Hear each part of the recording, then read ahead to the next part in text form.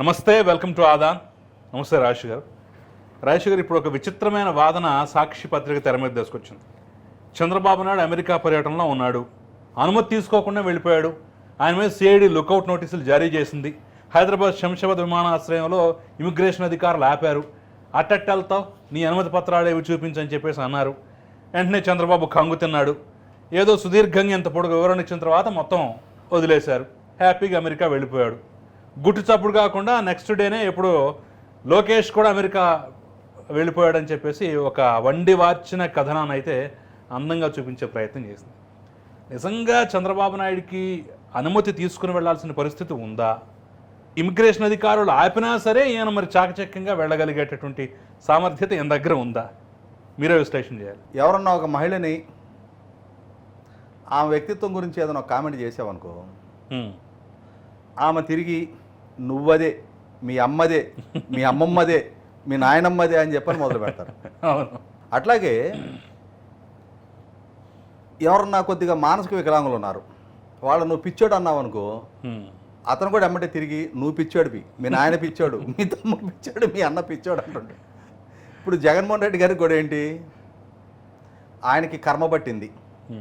ఆయన తన బిడ్డలను చూసుకోవడానికి వెళ్ళాలి అన్నా కూడా కోర్టు దగ్గరికి వెళ్ళి ఓ పిటిషన్ వేసుకొని, అయ్యా బాబు నేను నా బిడ్డలను చూసుకోవడానికి వెళ్ళాలి, నాకు ఒక వారం రోజులు 10 రోజులు అనుమతించండి అని చెప్పానంటే, ఒకవేళ వాళ్ళు దయదలిసి అనుమతిస్తే అప్పుడు కోర్టు నుంచి ఆయన పాస్పోర్ట్ రిలీజ్ అయితే ఆ పాస్పోర్ట్ ప్రాతిపదికగా ఆయన విదేశీ ప్రయాణం ప్లాన్ చేసుకోవాలి.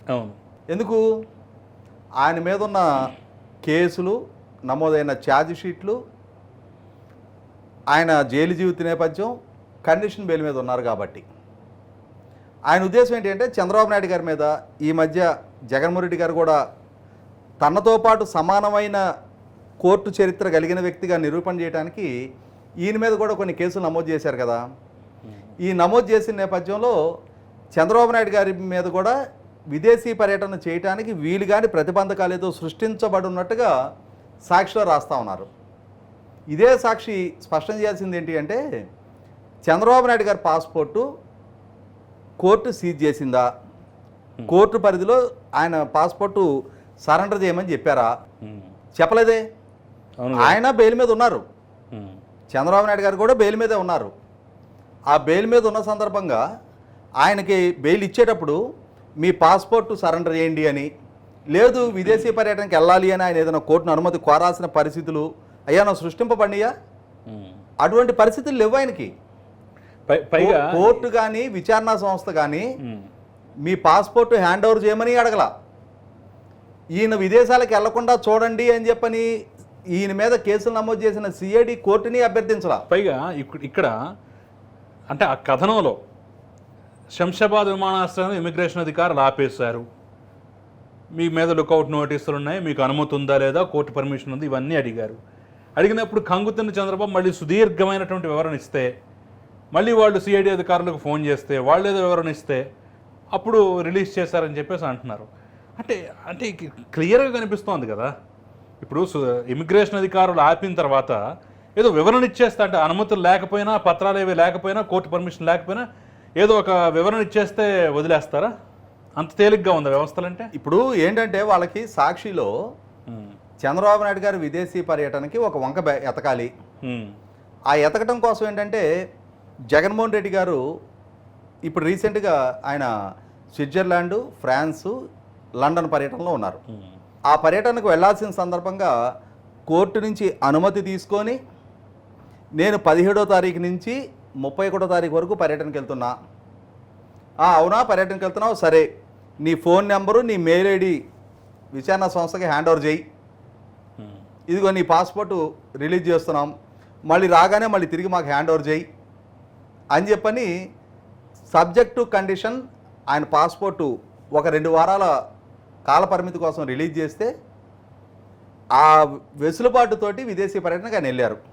ఆయనకి అటువంటి పరిస్థితి సృష్టించుకున్న వ్యవహారం, అది స్వయంకృత అపరాధం. ఇప్పుడు ఆయనతో పాటు సమాన స్థాయి నేపథ్యమే చంద్రబాబు నాయుడు గారితో కూడా అని చెప్పని ఇప్పుడు చాలామంది చెయ్యాలి, సాక్షికి తాపత్రయం అనమాట. అందుకోసం నిజంగానే చంద్రబాబు నాయుడు గారి మీద లుకౌట్ నోటీస్ జారీ చేస్తుంటే ఈ మధ్య మనం యష్ బొద్దులూరి అని చెప్పని అవును. తెలుగుదేశం సోషల్ మీడియాలో ఒక ఎన్ఆర్ఐ ఉంటాడు. తన మీద లుకౌట్ నోటీస్ జారీ చేసింది.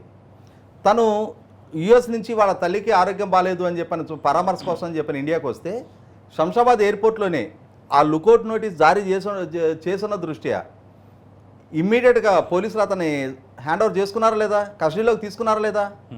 నిజంగానే చంద్రబాబు నాయుడు గారి మీద లుకౌట్ నోటీస్ జారీ చేస్తుంటే ఇమ్మిగ్రేషన్ అధికారులు అభ్యంతరం పెడితే అసలు అంటే ఆయన వివరణ ఇస్తే మాత్రం ఎట్లా క్లియరెన్స్ ఇస్తారు? అదే కదా. అంటే ఇక్కడ లుకౌట్ నోటీసు పరిధి దాటి విచక్షణతో వాళ్ళు అనుమతించగలిగే అంతటి నిర్ణయం, అంటే నేర ప్రవృత్తి కలిగిన వాళ్ళని అనుమతించే అంతటి నిర్ణయం అది అమెరికాలోకి ఇమ్మిగ్రేషన్ అధికారులు అటువంటి సాహసం చేస్తారా?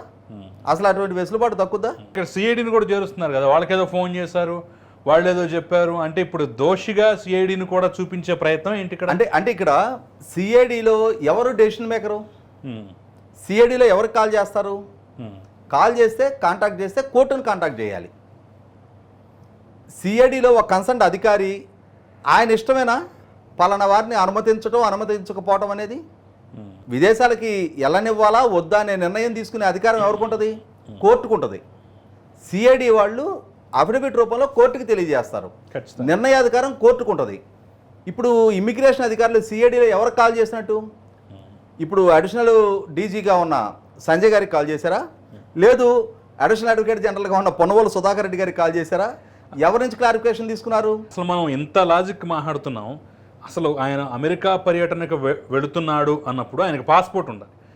ఒకవేళ నిజంగా వీళ్ళు చెప్పిన ఈ కథ అంతా నిజమైతే ఆ పాస్పోర్ట్ కోర్టు పరిధిలో ఉంటుంది, కోర్టు దగ్గర నుంచి పర్మిషన్ తీసుకొని మరి వెళ్లాల్సిన పరిస్థితి కదా. నేను ఇందాక చెప్పింది అదే. చంద్రబాబు నాయుడు గారి పాస్పోర్ట్ కోర్టు సీజర్లో లేదు. ఆయన మీద లుకౌట్ నోటీసు సీజ్ చేయలేదంటే ఏ పర్మిషన్ అవసరం లేదు. ఆయన విదేశాలకు వెళ్ళటానికి ప్రతిబంధకాలు సృష్టించే ఉద్దేశం కోర్టుకు లేదు. ఎందుకంటే ఆయనకి బెయిల్ ఇచ్చేటప్పుడు ఈయన విదేశాలకు వెళ్ళిపోతాడేమో అనే భయం ఉంటే అప్పుడు ఆయన పాస్పోర్ట్ స్వాధీనం చేయమంటారు. కోర్టు అనుమతితోటే విదేశీ పర్యటన చేయాల్సి ఉంటుందని చెప్పని చెప్తారు. కానీ న్యాయస్థానాలకి ఆఖరికి ఈయన మీద కేసు నమోదు చేసిన సిఐడికి కూడా ఈయన పారిపోతారనే భయం లేదు. ఆ భయం లేదు కాబట్టే ఈయన పాస్పోర్ట్ సీజ్ చేయాలని చెప్పిన కండిషన్ పెట్టలా. కానీ జగన్మోహన్ రెడ్డి గారి మీద భయం ఉంది ఆ రోజున. ఆయనకి బెయిల్ ఇచ్చినాడు ఎందుకంటే ఆయన ఒక సాధారణ ఎంపీ ఆ రోజు.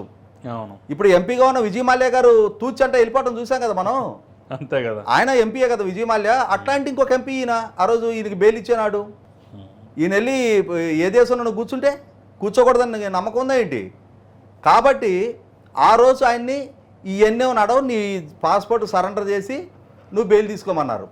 పాస్పోర్ట్ సరెండర్ చేసి దశాబ్ద కాలంగా బెయిల్ మీద ఉన్న జగన్మోహన్ రెడ్డి గారు ఎప్పుడు ఏ సందర్భంలో ఈవెందో ముఖ్యమంత్రి హోదాలో దావోస్ పర్యటన చేయాలి అనుకున్నా సరే, అయ్యా మా ముఖ్యమంత్రి గారు దావోస్ పర్యటనకి వెళ్ళాల్సి వస్తుంది, అధికారిక సమావేశం, కాస్త మీరు మా పాస్పోర్ట్ రిలీజ్ చేస్తే వారు వెళ్ళొస్తారు అని చెప్పని కోర్టును అభ్యర్థించి కోర్టు అనుమతితోటే ఆయన దావోస్ పర్యటన అయినా చేయాలి. ఇది ఆయనకు పట్టిన కర్మ. ఇదే కర్మ అందరికీ నాతో పాటు సమానమైన బురదలోనే ఉన్నారు అందరూ అని చెప్పని చూపించుకోవడం కోసమే చంద్రబాబు నాయుడు గారి మీద ఆయన కేసులు పెట్టినా చంద్రబాబు నాయుడు గారి మీద ఇటువంటి ఆంక్షలు న్యాయస్థానాలు పెట్టలా. అది వాళ్ళు రిలీజ్ అవ్వట్లా.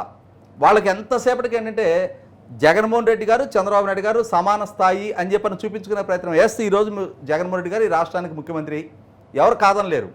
కానీ జగన్మోహన్ రెడ్డి గారికి ఉన్న కాయనికి రెండో వైపు స్థాయి అసలు దేశంలో ఇంకే నాయకుడికి లేదు. 11 సిబిఐ కేసులు, 7 ఈడీ ఛార్జ్షీట్లు, తరుణ్కొస్తున్న వివేకానంద రెడ్డి గారి కేసు. అదే సందర్భంలో ఇప్పుడు ఆయనే దారి చూపించిన చంద్రబాబు నాయుడు గారి మీద ఆయన పాలనా హయాంలో తీసుకున్న నిర్ణయాల ప్రాతిపదిక మీద పెట్టిన 6 కేసుల స్థానంలో ఖచ్చితంగా రేపు జగన్మోహన్ రెడ్డి గారి మీద ఆయన ప్రభుత్వ హయాంలో తీసుకున్న ఉల్లంఘనలు, ఆక్రమణలు, అవినీతి, వీటన్నిటి ప్రాతిపదిక కేసులు నమోదు చేయాల్సి వస్తే, ప్రభుత్వ ధన దుర్వినియోగానికి సంబంధించి కేసులు నమోదు చేయాల్సి వస్తే ఒక 100 కేసులు నమోదు చేయాల్సి వస్తుంది. కాబట్టి ఎప్పుడూ ఈ దేశంలో ఏ నాయకుడు కూడా కని విని ఎరుగని ఖ్యాతి జగన్మోహన్ రెడ్డి గారికి మాత్రమే సొంతం.